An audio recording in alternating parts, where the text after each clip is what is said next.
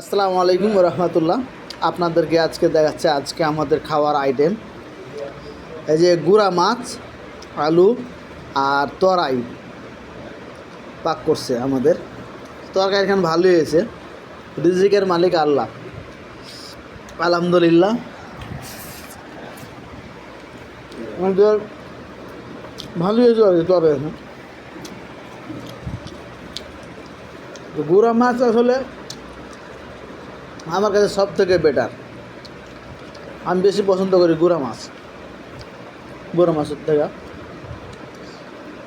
আমি আমার আবার বাজারে সিরিয়াল বাজার করি, গুঁড়া মাছই আমি বেশি খাই আর কি।